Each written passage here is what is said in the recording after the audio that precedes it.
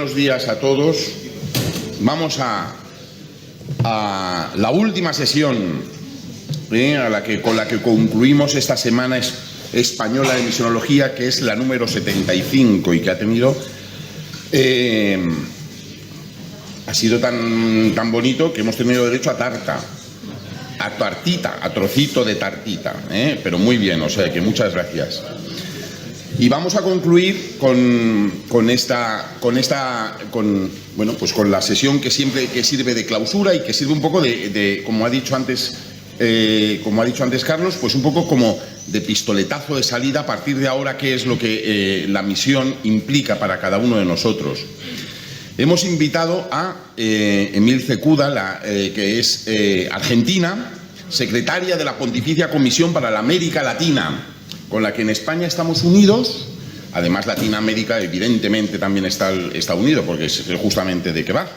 Pero España, porque ustedes saben que el primer domingo de marzo en España se celebra la Jornada de Hispanoamérica, el día en que recordamos a los misioneros españoles que están en América, y pedimos por ellos, les encomendamos y nos acordamos y pedimos al Señor que siga fomentando vocaciones que vayan a llevar el Evangelio a todos esos sitios. Y desde la Pontificia Comisión siempre se nos tiene en recuerdo y se nos escribe un mensaje para que alentarnos a vivirlo bien.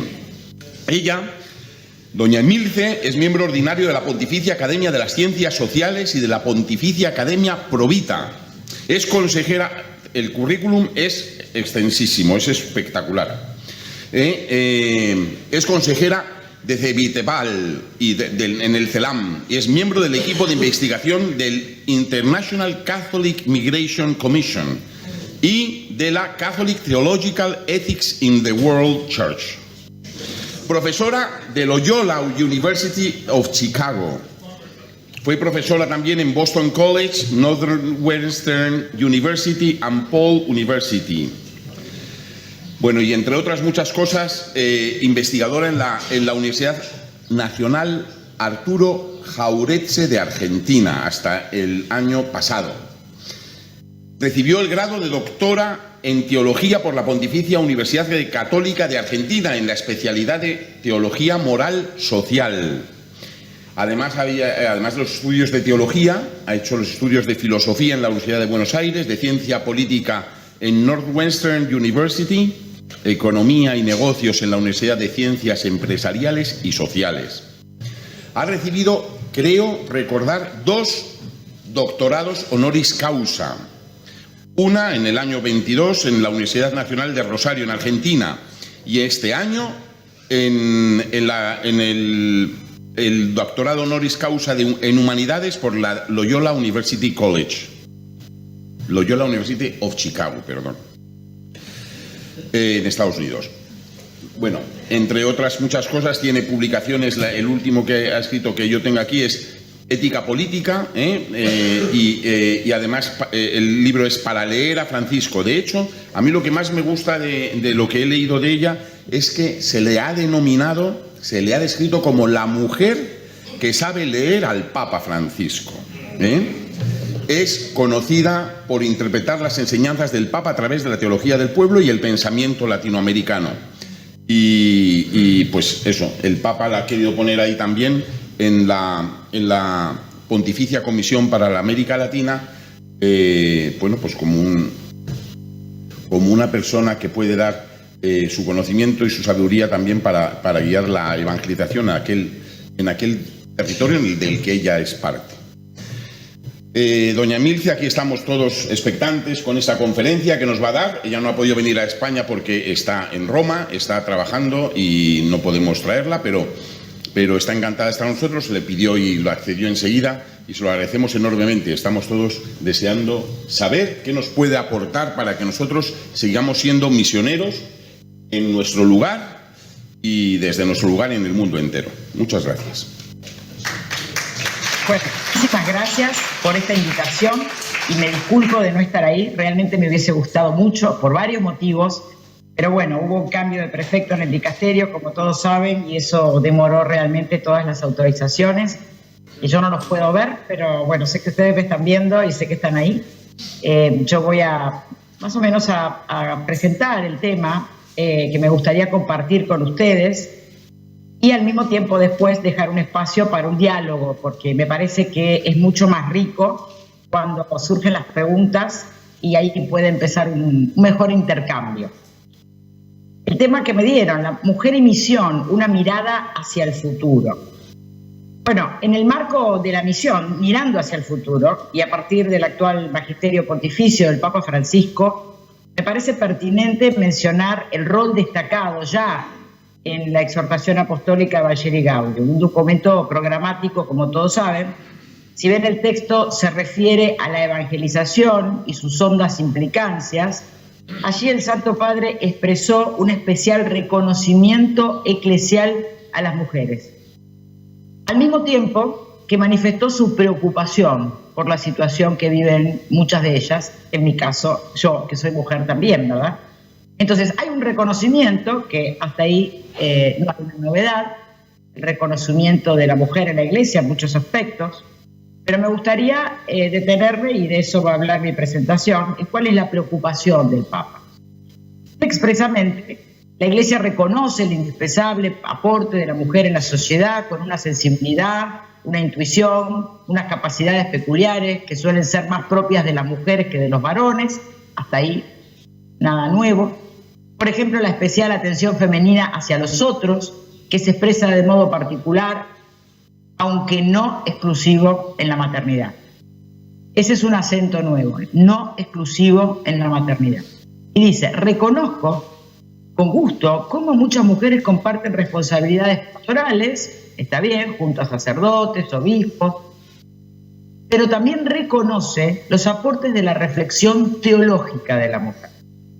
Y acá hay un punto interesante, porque si bien el Papa lo dice ya en este documento, sabemos que todavía cuesta mucho reconocer ese aporte de profesional teológica de la mujer, y no solamente como una compañera en el campo de la pastoral, que no es poco, porque esas mujeres en Latinoamérica, con la crisis que hoy sufre el continente, están sosteniendo en la vida a más de la mitad de la población de un continente, que son 450 millones de católicos. Entonces, no quiero acá menospreciar esa actividad pastoral de las mujeres, que es muy importante, porque están frenando el avance del crimen, el avance de la trata de personas, además de dando de comer.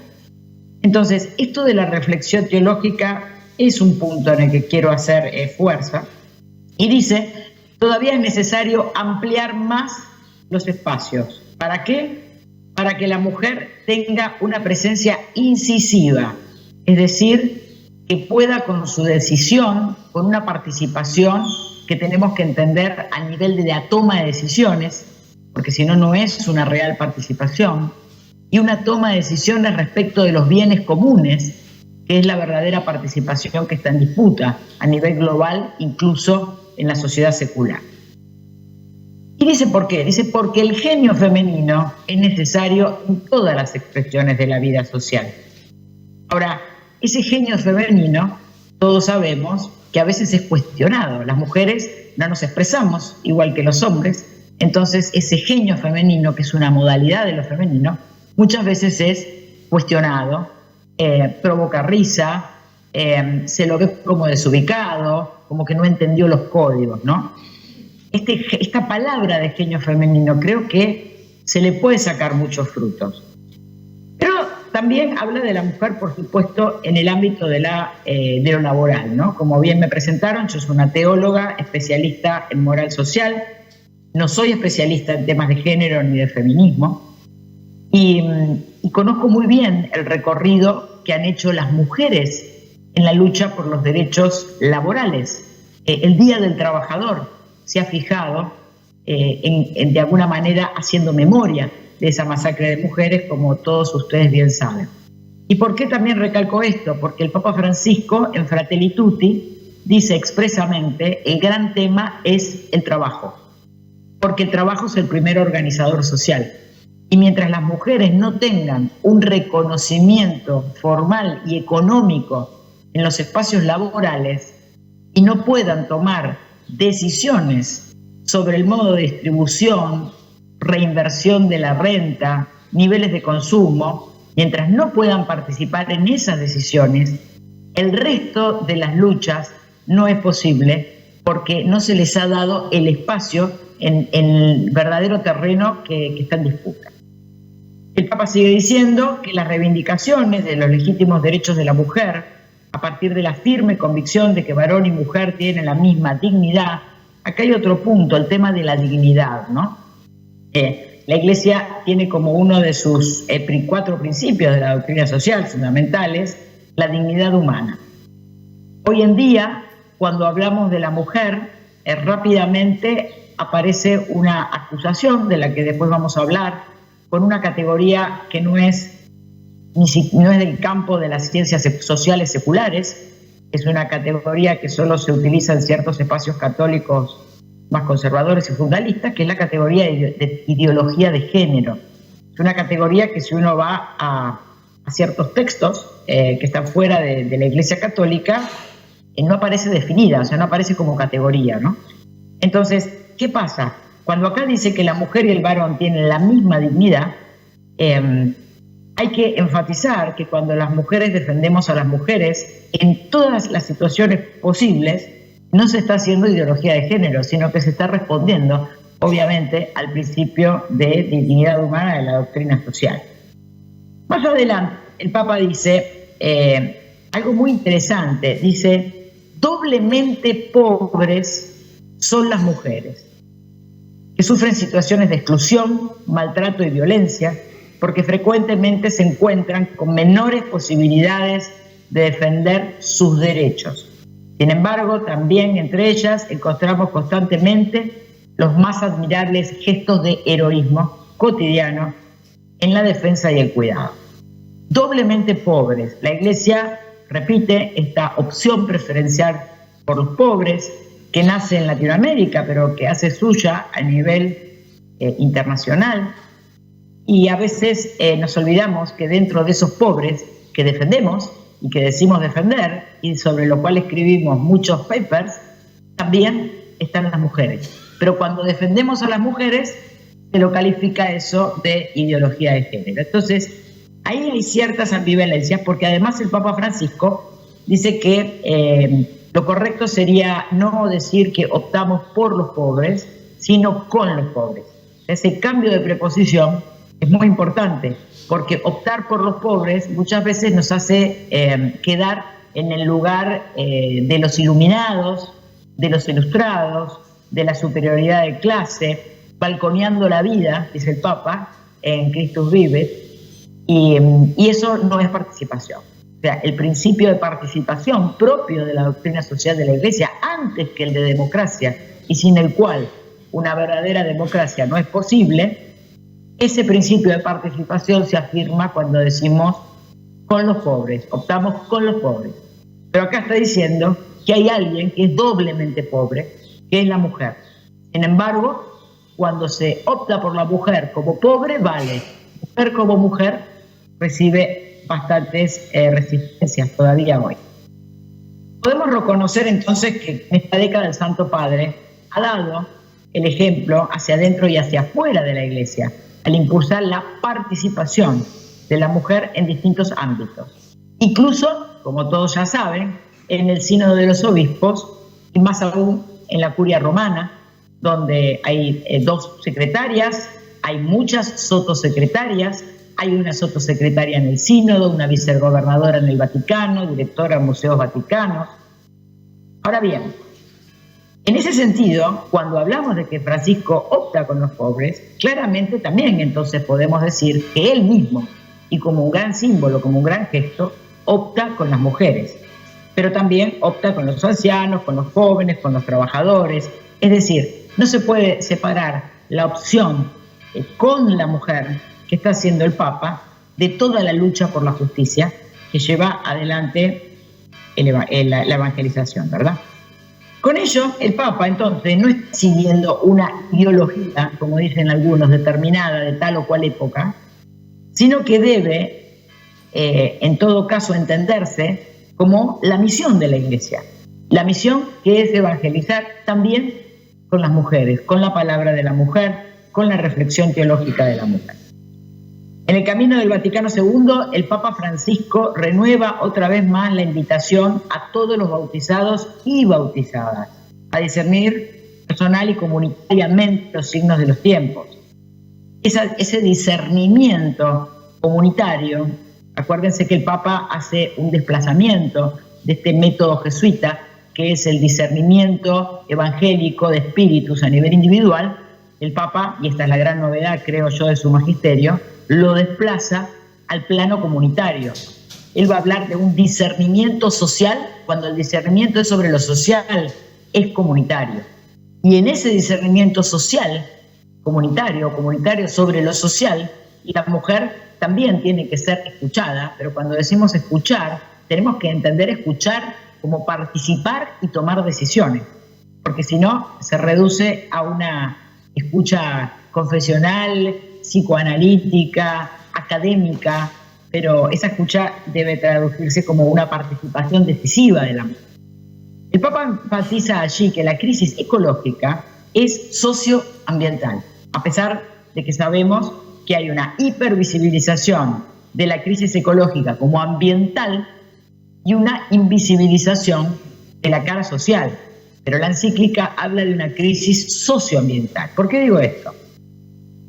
Porque al reconocer esta cara social de la crisis ecológica, es ahí donde tiene que entrar también en el diálogo y en el debate con los espacios públicos la participación de la mujer. Es decir, el tema de la mujer, de acuerdo al magisterio del Papa Francisco, no puede ser pensado y reflexionado como algo ad hoc a la reflexión y al diálogo sobre la crisis socioambiental.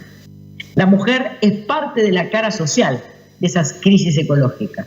Por eso algunos están hablando, que seguramente se ha mencionado a lo largo del Congreso, de algo que se está llamando ecofeminismo, ¿verdad? Ahora bien, encargarse de esa crisis ambiental, entonces, es encargarse de la crisis social. Y lo más importante acá es reparar o detenernos en el modo. Es decir, ¿de qué manera se evangeliza, ¿no? ¿De qué manera se suma, se hace participar? Y el modo es poner en valor los cuerpos. Es decir, los cuerpos hoy están totalmente desvalorizados. ¿En qué sentido? Si hoy tenemos más de la mitad de la población mundial desempleada, eso significa que esos cuerpos no están puestos en valor en el mercado del trabajo, en las relaciones productivas. De esos cuerpos, por supuesto, la mitad supuestamente tienen que ser mujeres, ¿verdad? Esos cuerpos trabajan, porque si no trabajasen, no podrían sobrevivir hasta el día siguiente. Ahora, en general las mujeres son empleadas en lo que se llama técnicamente el mercado de servicios, pero en realidad, como sus actividades no son reconocidas como empleo formal, entonces ni siquiera entran en el segmento de servicios y entran en el segmento del cuidado. El trabajo del cuidado no está contabilizado en los productos brutos internos nacionales. Son trabajos, como se dice en Latinoamérica, en negro, trabajos no formales. Quiere decir que esos cuerpos femeninos no están contabilizados en la contabilidad real de los países. ¿Qué consecuencia tiene esto? Que cuando el Estado desarrolla políticas públicas y políticas fiscales para mejorar la situación de empobrecimiento en que viven las mujeres, lo primero que surge es una reacción de la opinión pública. Porque eso que para el Estado es una inversión, para la opinión pública se convierte en un gasto público. ¿Por qué? Porque ellos ven salir un dinero para ellos sectores que no fue contabilizado en los productos brutos internos, porque todo el trabajo que hacen esas mujeres no está registrado. Entonces, esto de poner en valor los cuerpos no es solamente una metáfora. Por eso celebro que se proponga, según Laudato Si, amplios diálogos interdisciplinarios y transdisciplinarios en torno al rol de la mujer. ¿Para qué? Para poder integrar el tema de la mujer dentro de este paradigma de la ecología integral, porque todavía no queda claro. No hablar de la mujer, porque eso genere reacciones bajo la acusación de ideología de género, es inadmisible. Vuelvo a repetir, que en el ámbito de la Iglesia, cualquiera de sus espacios, nos cuidemos de no hablar de la mujer para no ser acusados de ideología de género, es inadmisible. La ideología de género no es una categoría ni siquiera de la sociología. De hecho, no se emplea esta expresión, como dije, en otros ámbitos. Tampoco podemos intervenir en estas problemáticas desde una posición romántica, iluminada, ¿no? Dando muchas veces, donde muchas veces terminamos enfrentando a las mujeres entre sí, porque las mismas mujeres, muchas veces, que somos víctimas de ese sistema patriarcalista, donde se mezcla el colonialismo también y el neocolonialismo, somos víctimas de esa cultura y no tenemos ni siquiera nosotras los términos y los conceptos correctos para poder nombrar la situación en la que estamos. No hay nada peor que no tener palabras para nombrar la exclusión, porque cuando no lo ponemos en palabras, no existe, no lo podemos nombrar. Y esto ocurre para muchas mujeres que viven en esa situación, pero no tienen la palabra para nombrarlo ni para decirlo. Y a veces también nosotras mismas, las mujeres, cuestionamos esos malos usos del lenguaje. Creo que ahí también hay que pensarlo en temas de una pastoral, de un acercamiento y de una comprensión y un diálogo. Ahora bien, en este sentido me parece muy inspiradora una cita del Papa Francisco, de Simone Weil, que empleó en un encuentro con Cáritas en la Capilla Sixtina, donde dice: la belleza seduce a la carne para poder obtener permiso para pasar al alma, ¿no? Esta belleza que representa a la mujer en la creación, y que también tenemos que exaltarla, porque a veces nos olvidamos de ese aporte maravilloso que es el cuerpo de una mujer entre otros cuerpos, en el mejor sentido, un cuerpo en el sentido de la carne, ¿no? La carne, esta combinación de cuerpo y alma, con ese genio de lo femenino que nos caracteriza. Mujeres en la Iglesia hay muchas, somos la mitad de la humanidad, ¿verdad? También hay muchas mujeres trabajando en la Curia Romana. Lo que se solicita es mujeres trabajando en lugares de decisión. Bueno, eso lo hizo la realidad del Papa. En mi caso, estoy como secretario en la Pontificia Comisión para América Latina, que está dentro del dicasterio de los obispos, un cargo que siempre fue ocupado por hombres, y ahora hay una mujer. Ahora, ¿qué pasa cuando la mujer no solo ocupa un cargo entre otros hombres, sino aparece con una presencia femenina que no tiene que ver solamente con el modo de vestirse o con el ruido de los tacos, que puede hacer en el caso de las que somos laicas y coquetas, sino también con ese genio, donde va a detectar otros problemas que los hombres no detectan. Entonces todo lo que dice siempre va a tener una resistencia.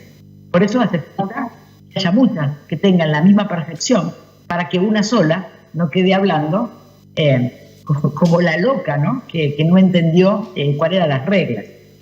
No se trata entonces solamente de luchar por espacios de decisión arriba o por espacios de poder solamente, ya que esa es la demanda de solo un porcentaje de las mujeres, sino también de luchar por demandas de todos los amplios sectores de mujeres que están fuera de las instituciones, para que puedan entrar en esas instituciones, porque se necesitan muchas voces, se necesita un equilibrio para que las voces de una o de algunas puedan empezar a ser reconocidas no solamente como creíbles, sino como justas.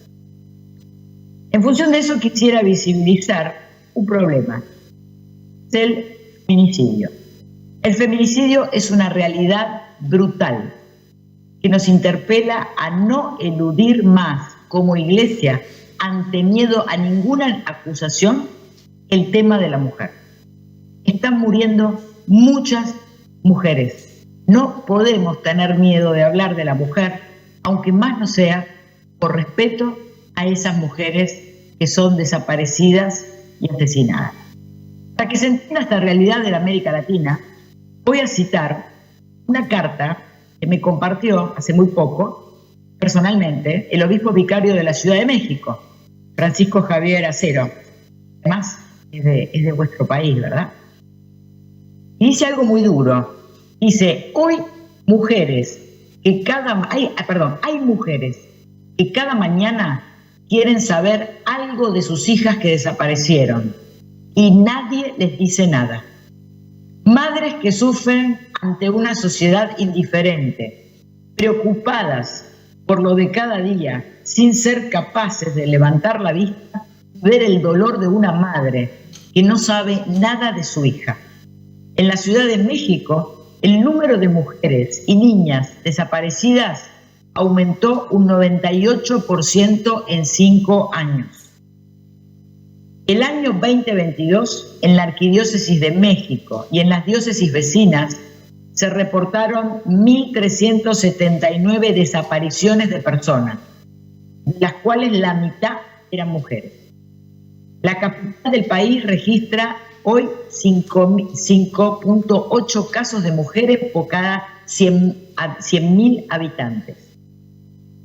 El problema no es de cifras, es de mujeres y niñas con historias de vida privadas de la libertad.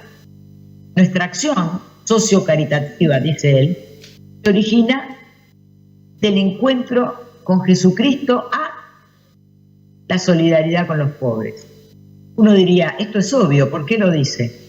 Porque cada vez que nos empezamos a ocupar de las mujeres desempleadas, de las mujeres maltratadas, de las mujeres desaparecidas, eso parece que sale de la órbita de la misión y la evangelización y entra en el famoso tema género. Quisiera visibilizar con ustedes, género en el mal sentido, ¿no? Aquellos que lo acusan, ¿no? Quisiera visibilizar con ustedes, dice él, una realidad lacerante.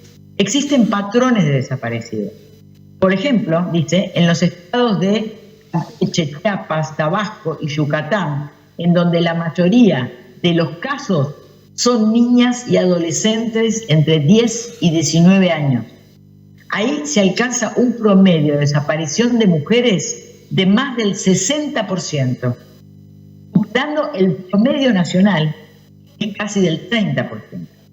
Se considera que en esos casos las desapariciones son un medio para ocultar violencia sexual, feminicidio, trata, explotación sexual y lo peor, el tráfico de órganos, sobre todo en las niñas. El sistema jurídico aparentemente es sencillo, pero ¿qué pasa? Nos cuenta él. Tantos trámites para poder hacer la denuncia, tantos trámites, y las cámaras solo registran y lo guardan 24 horas, que cuando las madres de las chicas y las niñas pobres llegan a poder hacer la denuncia, la prueba ya desapareció del sistema. La realidad, dice él, es que solo un mínimo porcentaje de los casos de desaparición de personas, es decir, entre el 2 y el 6%, llegan a ser judicializados. Y solo se han emitido 36 sentencias de los números que acabo de decir. En estos datos existen otros, dice él, que nos dicen que hay más de 52.000 mujeres fallecidas sin identificar. Ante esta realidad, no podemos quedarnos, dice, con los brazos cruzados, mirando al otro lado. La estrategia que sugiere la Conferencia Episcopal Mexicana para combatir la impunidad es un diálogo directo y constante con todos los actores sociales, por medio de los conservatorios de paz. Porque cuando se habla de la paz y se pide paz a gritos, rara vez se incluye ahí el tema de los feminicidios, como tampoco, por supuesto, en lo de ecología, en lo de ecología socioambiental. La desaparición forzada de personas, dice, es un problema complejo, sobre todo porque se invisibiliza dentro de ese concepto la desaparición de las mujeres. La Iglesia, dice, puede proponer instrumentos, puede proponerlos y aplicarlos en las parroquias, en los colegios católicos primarios y secundarios, en las universidades, en el diálogo con la prensa secular. Entonces, dicho esto, me gustaría, y para cerrar los 3 temas que quería exponer, ir a la nueva constitución de la Curia Romana. ¿Por qué? Porque ahí se hace referencia a una categoría poco utilizada hoy, que es la categoría de modo. Se habla de el modo de evangelizar.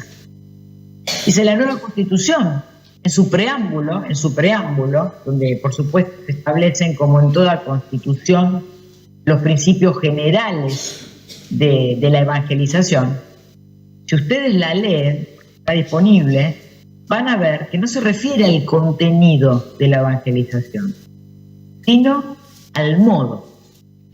Y no lo registramos porque estamos muy acostumbrados a un discurso que exalta los esencialismos, pero no repara en los modos. Y la misión tiene que ver justamente con el modo, porque no estamos en la época donde se discutían principios dogmáticos, ¿verdad? Entonces, ¿qué dice el preámbulo, el primer punto? De predicar el Evangelio es la tarea que el Señor ha confiado a sus discípulos. O sea, la misión, ¿verdad? A esto está llamada la Iglesia, a anunciar el Evangelio del Hijo de Dios, Cristo Señor, y suscitar con eso en todas las personas la escucha de la fe. Dice, la Iglesia cumple su mandato cuando testimonia con palabras y gestos. Ahí está el modo. Todos evangelizamos, pero cumplimos con esa misión realmente cuando damos testimonio con palabras y con gestos. Y dice, por si esto no queda claro, por si no queda claro qué significa eso, dice, dando el ejemplo, lavando los pies de sus discípulos, como dice Jesús. Y también, por si no queda claro, dice, la comunidad evangelizadora en esta misión es la que se mete mediante obras y gestos en la vida cotidiana de los otros, para cortar las distancias. Se rebaja incluso hasta la humillación para asumir esa vida humana indignada. ¿Cómo lo hace? Dice acá, tocando la carne sufriente de Cristo en el pueblo. Hoy, esa carne sufriente de Cristo en el pueblo son, por ejemplo, estos feminicidios que acabo de describir solo en México. Y gran parte de las cifras eran solo de la Ciudad de México. Pero este problema se repite en las periferias, pero también en el centro. Entonces, ese es un problema de la misión también. O sea, no solamente el discurso donde de una manera casi de los sectores medios para arriba se reivindica este lugar solamente de participación en los puestos altos. Y tampoco es una lucha solo de las mujeres. Tocar la carne sufriente de Cristo en el pueblo hoy es empezar a ocuparse de la mitad de la humanidad, a la que están asesinando, sobre todo niñas, para robarle sus órganos. Entonces, me preguntan cuál es mi punto de vista sobre la relación entre mujer y misión hacia el futuro. Mi respuesta es que el futuro de la mujer en la Iglesia, tanto como en la sociedad secular, ya está en marcha. Ya está en marcha. Porque los cambios son el resultado de procesos abiertos que emergen del subsuelo del planeta. Esto es interesante porque a veces pensamos que primero va la estrategia y luego se desarrolla el proceso. El Papa Francisco nos dice que no es así. Dice, al principio no está la estrategia, sino la unidad. La estrategia se explica después. ¿Qué significa? Se explica, ¿no? En el sentido de Cusano, de Nicolás de Cusa. Hay una explicación en el desarrollo de ese proceso que emerge del subsuelo del planeta. Empieza a darse algo, una moción del espíritu, decimos en términos cristianos, y que con el tiempo podemos identificar qué pasó ahí. Pero al comienzo es la unidad.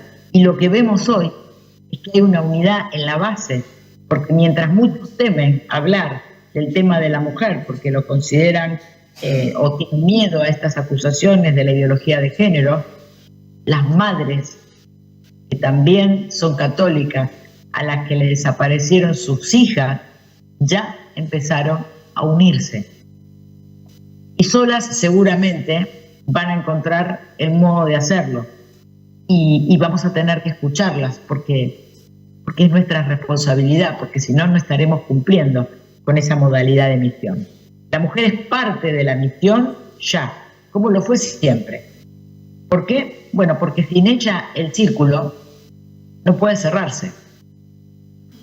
La mujer es la falta que permite completar la serie. Hay un texto de un filósofo, por supuesto no canónico, Ernesto Laclau, que se llama Mística, Retórica y Política, donde habla del cero.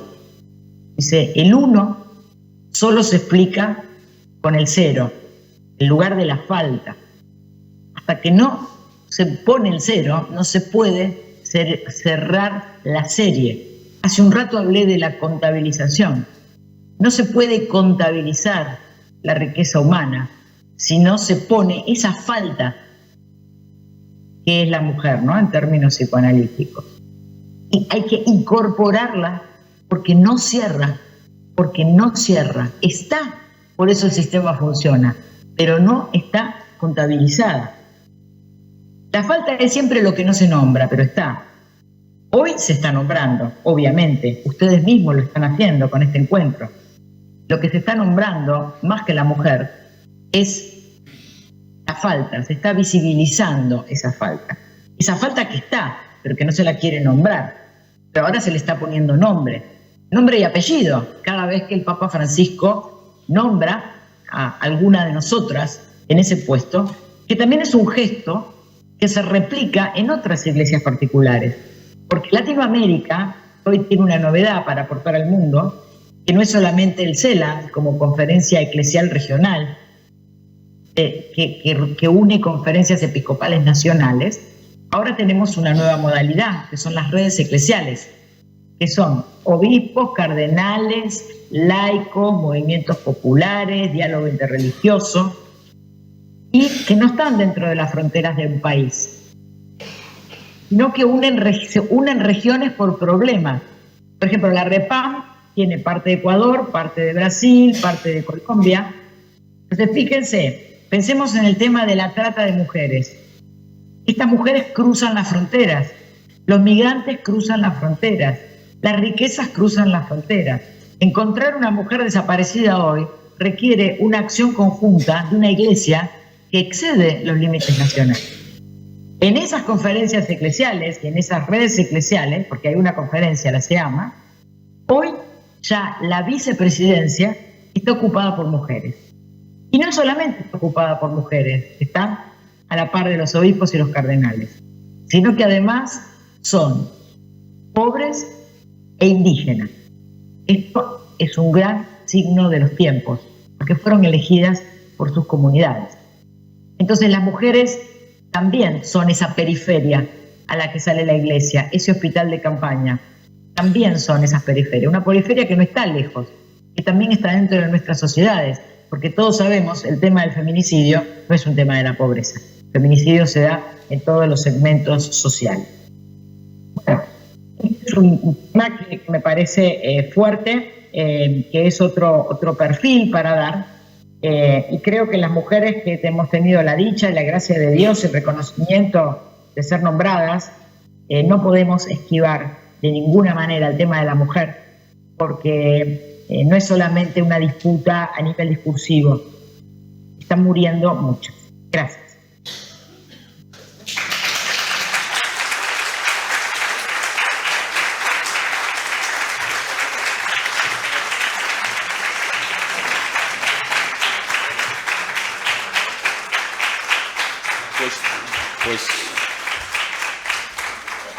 Pues muchísimas gracias por estas palabras que nos ha dedicado.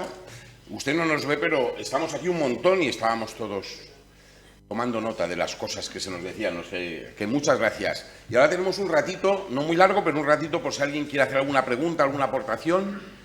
Yo sí que pido, por la experiencia que ya me ha dado el de llevar aquí desde el lunes, que seamos breves, que cada uno sea conciso con lo que quiere pedir o preguntar o decir, ¿vale? ¿Alguna pregunta? ¿Alguien que quiera intervenir? Pues parece que está todo como muy claro, lo ha dejado todo clarísimo. Ahí hay una persona, sí.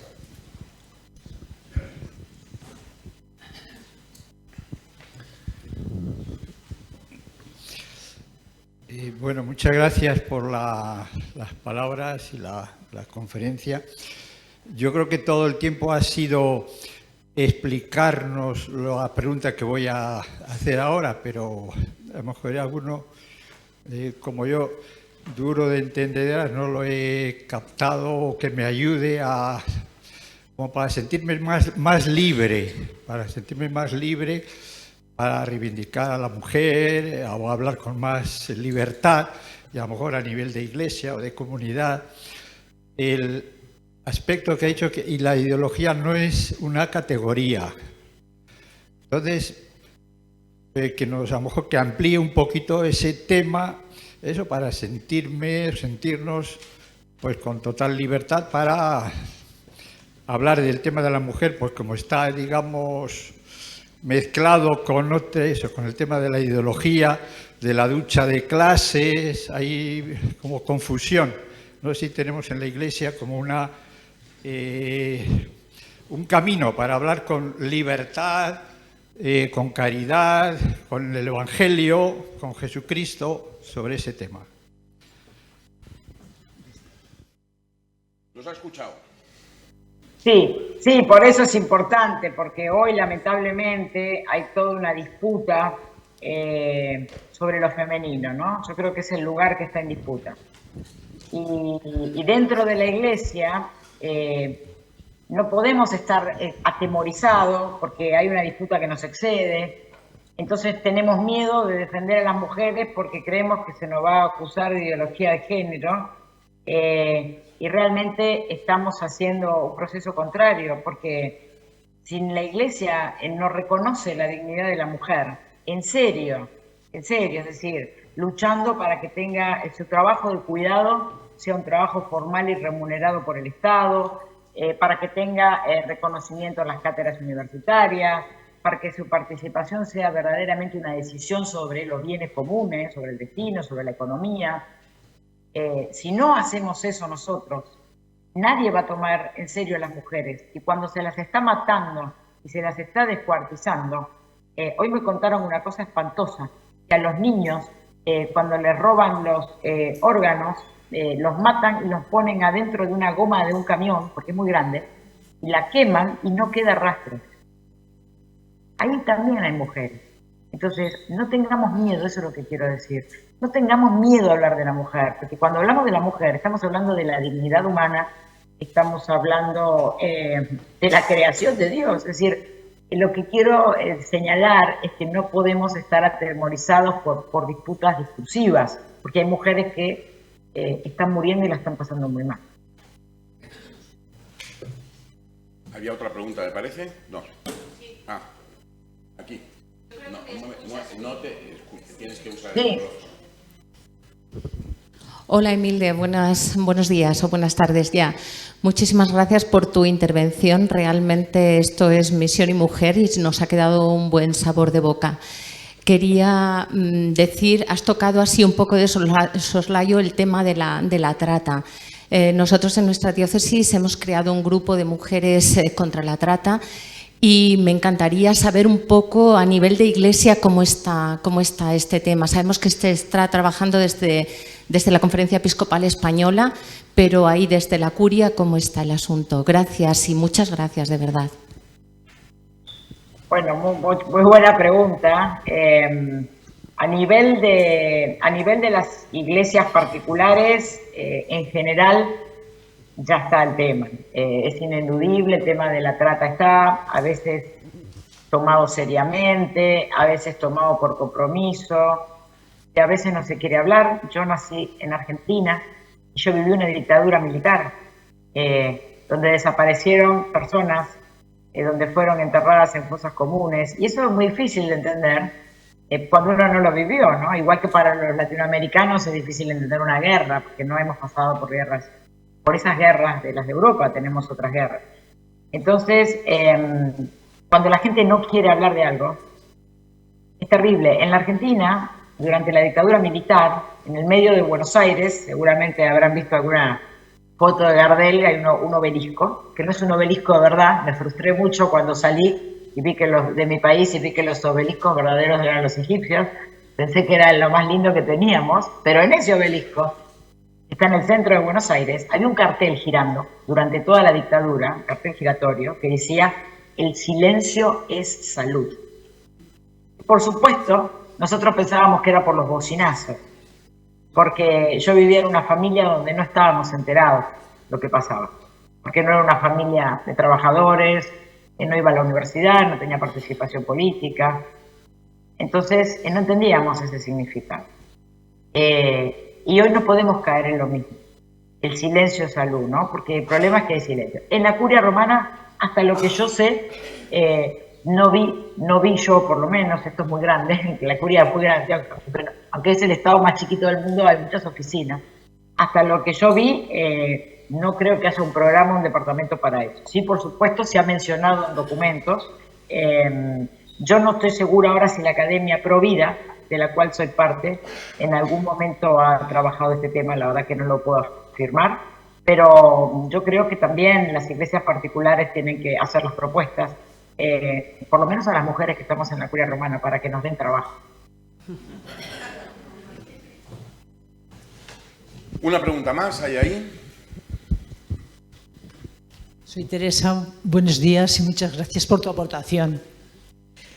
Aunque en la Curia Romana el Papa Francisco sí que está introduciendo bastantes mujeres con responsabilidad, desde mi percepción, creo que resulta un poco difícil y les cuesta a las estructuras de la Iglesia incorporar a mujeres en igualdad en sus estructuras.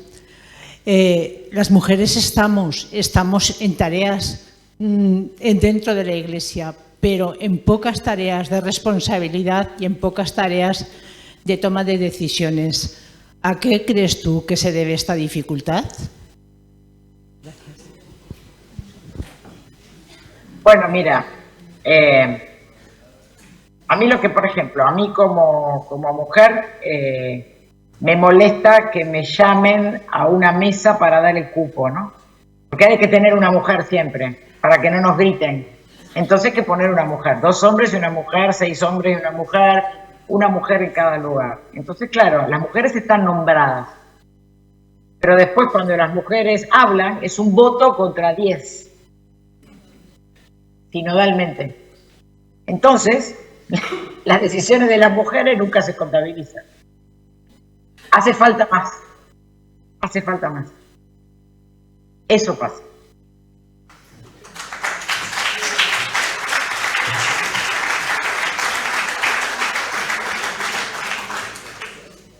La última pregunta ya.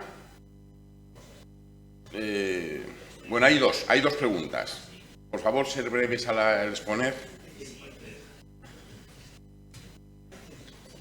Te quería preguntar, porque lo has mencionado, ¿no? Es un poco en esta línea, ¿cómo ser mujer en un ambiente con tantos hombres, ¿no? En el sentido que además tú te presentas, no eres una religiosa, no llevas un hábito, vas muy femenina y te alabo en el gusto. Entonces, ¿cómo vives esa presión, si quieres, ¿no? De ser mujer en así? No.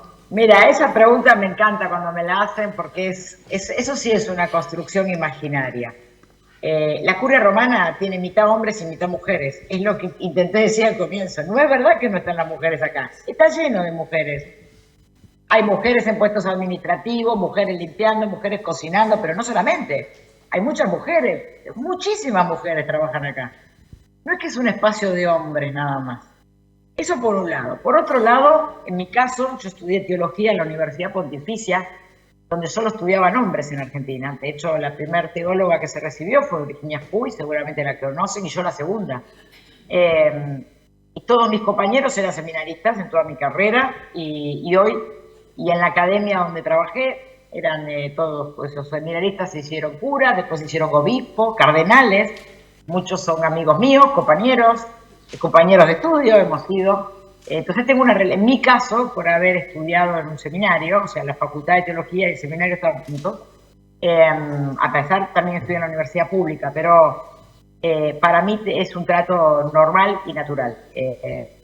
Solamente creo que nunca entré en un imaginario, ¿no?, de este tema. Así que ese problema en lo personal no lo tengo y tampoco nadie me ha tratado mal, porque no es un tema de agresión, ¿no? Que debe haber muchos, debe haber, no estoy hablando de mí ahora, sino de considerar a la mujer, de tratarla bien, de tener buenos modales, de darle su espacio. Incluso algunos se dan cuenta que si me pongo ropa diferente, no muchos, pero sí, y los que se animan me lo dicen, que lindo vestido, lindo. Eso es un trato muy cordial. Lo que puede llegar a pasar acá es lo que pasa en cualquier espacio de la sociedad hoy. En la curia, en una conferencia episcopal local, o en una empresa, o en un medio de comunicación. Incorporamos a las mujeres porque tenemos que dar el cupo. Pero después, cuando se sientan a la mesa, tienen que votar, es 1 contra 10. Entonces, la voz de la mujer finalmente no se puede contabilizar. Por eso, hay muchas mujeres que hay que civilizarlas, porque si decimos que no hay ninguna, las que estamos acá estamos en debilidad también. No, hay muchas. El tema es que también las mujeres tenemos que, en mi caso, yo mucho tengo que aprender, yo tengo una formación donde me cuesta todavía entender ese rol de la mujer, ¿no? Y a veces también muchas mujeres que cuestionan a las mujeres. Algunas porque son más clericalistas que los hombres, entonces no quieren ver a las mujeres en esos espacios, y los sacerdotes apoyan y las mujeres laicas no. Eso pasa también y lo saben. Y también muchas mujeres que son realmente especialistas en el tema de la mujer y a veces no se dan cuenta que las que estamos en ese lugar, por gracia del Espíritu Santo o por voluntad del Papa, como a mí me puso en este lugar, y yo no llegué acá con todo el manual aprendido, porque me pasé toda mi vida estudiando los derechos de los trabajadores, la moral social. Entonces no sé las palabras justas, los términos para nombrar, y muchas veces hago unos líos terribles, porque digo una palabra que no había que decir, y me dicen, ¿pero cómo? ¿No leíste todo? No lo leí porque estaba ocupándome de otro problema, ¿no? Pero no tengo excusa, digamos, yo ahora estoy sentada ahí y tengo que aprender, pero no hay un maltrato, no hay un maltrato, nadie trata mal, no pasa nada diferente de lo que pasa afuera. Tampoco la gente que no toma en cuenta a la mujer, por lo menos en este espacio, es porque no la toma en cuenta. Es que es una práctica que está instalada. Y yo creo que a veces no se dan cuenta. Por ejemplo, en la sociedad civil ya no se hacen más chistes contra mujeres. Tengo 2 hijos, y el de 20, uno de 20 y otro del de 27. El de 20 ya está totalmente formateado para no hacer ningún comentario que no corresponda. Pero la gente que somos más grandes no tuvieron ese entrenamiento. Y a veces salen las cosas espontáneamente. Bueno, también tenemos que ser misericordiosos, ¿no? Lo de nombrar es lo que a mí me parece más importante. Nombrar a la mujer. Pero creo que nombrar es escuchar, porque en cuanto la mujer dice algo distinto o no tan distinto, porque podemos ser religiosas y decimos cosas muy sencillas y no se nos escucha. Entonces, nombrar es escuchar el nombre, es escuchar lo que el otro piensa, lo que el otro dice, aunque no nos guste y no lo entendamos. Y desde los principios de la Iglesia, los nombres que se le han dado a la mujer han sido terribles. El prostituto es el hombre, pero el hombre no es prostituto, es la mujer, empezando por ahí. Y en el momento actual, pues pasa lo mismo. Entonces, si puedes también decirnos algo a ese respecto, cómo se puede avanzar en lo que está pasando hoy, que desde lo que dicen las mujeres es ideología, pero escuchemos a ver lo que sienten ellas y cómo lo viven y qué dificultades tienen, y después apoyemos y orientemos, pero no nombremos lo que no sabemos. Me disculpan, pero así lo siento. No, está muy bien, porque las mujeres cuando abrimos la boca no solamente hablamos de la mujer. El problema es que hablamos de muchas cosas, de economía, de política, de salud, de supervivencia, de la guerra, y en todos los ámbitos vamos a decir algo diferente, porque tenemos otro genio, como dice el Papa, y eso se descalifica. Es verdad, es verdad. Pero yo no tengo la solución a eso, yo estoy luchando con esto, luchando no contra el sistema, incluso conmigo misma, porque es muy difícil. Bueno, pues yo creo que con un aplauso damos las gracias.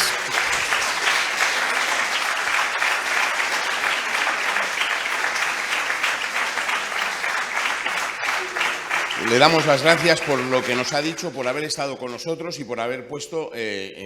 bueno, hemos tomado una tarta porque celebramos 75 años de este congreso, de esta Semana Española de Misionología, 75 aniversario. Hemos tomado tarta ahora, hace un ratito, y usted ha puesto la guinda en la tarta, sí, la tarta. Pues nada, que muchas gracias, que vaya todo muy bien y hasta que venga. Gracias a todos. Un fuerte abrazo. Gracias.